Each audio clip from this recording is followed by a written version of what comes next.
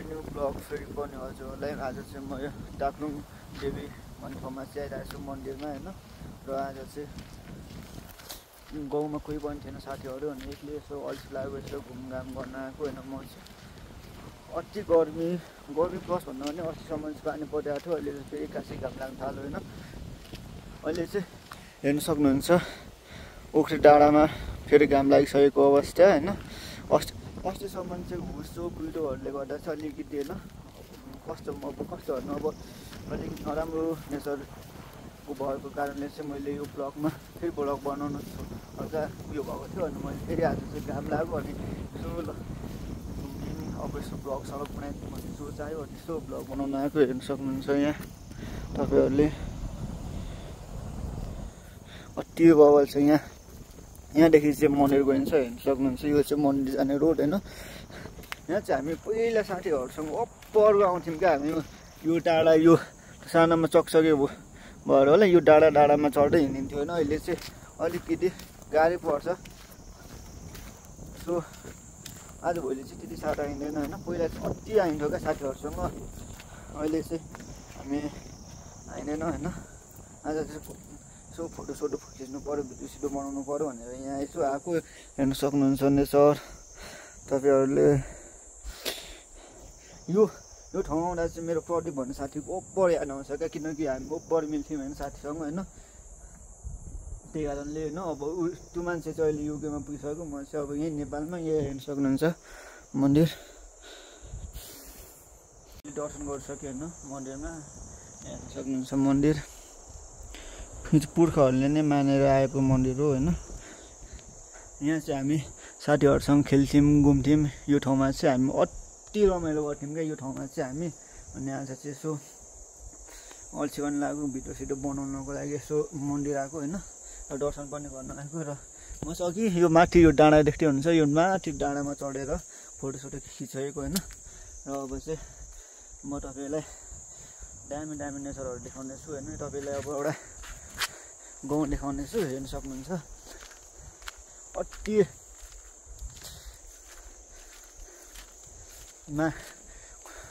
याद आउँछ यार साथीहरूको यो ठाउँ देख्दा चाहिँ, किनकि हामी यहीँ पहिला ग्रुपै आउँथ्यौँ क्या साथीहरूसँग। अनि यसो के अरे यो ढुङ्गा चढो होइन। केटाकेटीमा डर पनि नलागेको, लडेको भए मरिसकिन्थ्यो होला। तै पनि सबैभन्दा ठुलो कुरा आफू बुझ्छ त्यो पनि मन्दिर छेउमा त्यस्तो हुन्छ भने चाहिँ एक कल्पना पनि नसोची हामी चाहिँ होइन यो ढुङ्गाहरू चढ्थ्यौँ। अभिषेक, प्रदीप अनि म होइन। केटाहरू पनि थियो तर मैले याद भएको चाहिँ त्यति हो होइन। केटाहरू अहिले सबैजना आफ्नो ठाउँमा पुगिसक्यो। केटाहरूको याद आउँछ नि के गर्नु, अब सँगै छैन यस्तै हुँदो रहेछ। अब उमेर जति बढ्दै गयो त्यति छुट्टिँदै गइँदो रहेछ साथीहरूसँग पनि हेर्न सक्नुहुन्छ नेचर हुन्छ। यो गाउँ मैले अघि तपाईँहरूले भनेको गाउँ यही हो हेर्न सक्नुहुन्छ।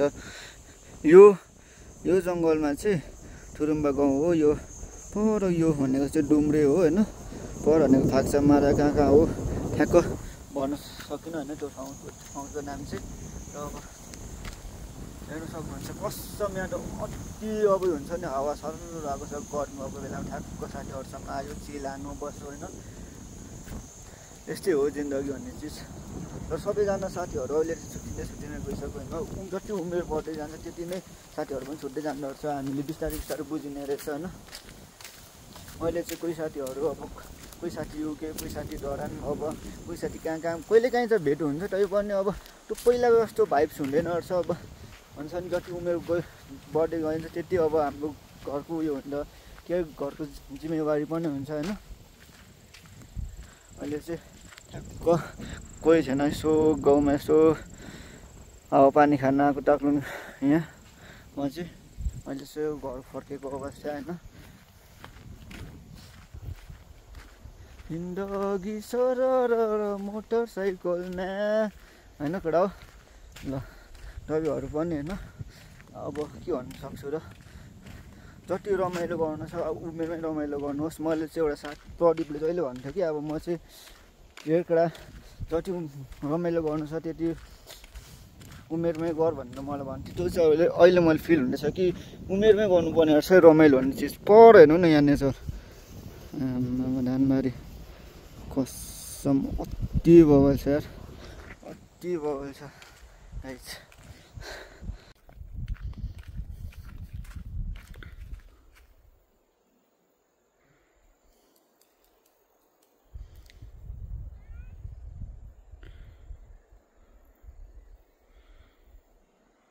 यो कडा हो हेर्नु छ, हेर कडा हो केटाकेटी हो यहाँ कसम नेचर अति बवाल छ।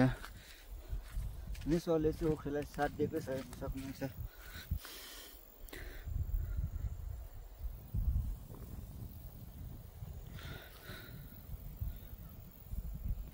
अति बवाल छ, अति बवाल छ। यहाँ चाहिँ घाम लागिरहेको छ होइन।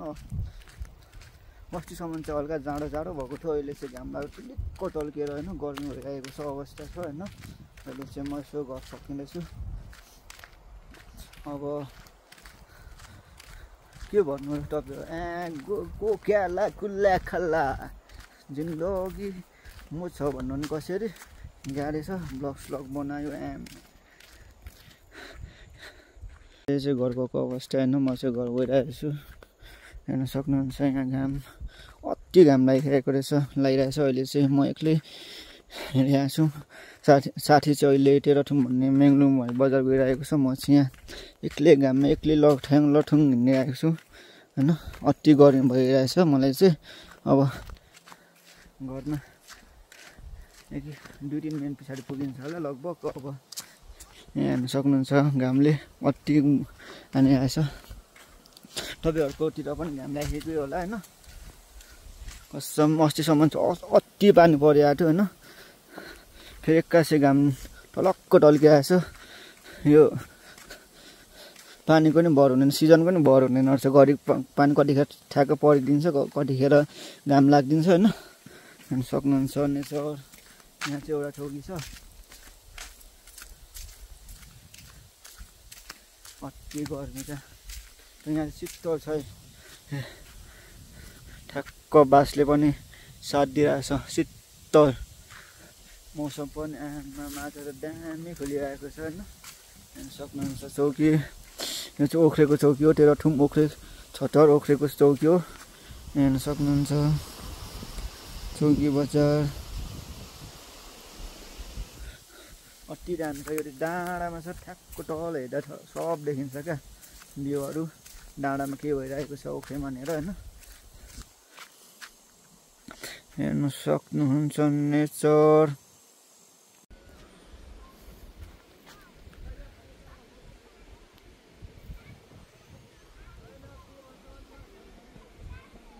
म चाहिँ होइन भिडियो अन्तिम गर्ने आएको छु, जस्ट सर्ट भिडियो मात्र बनाउन आएको छु।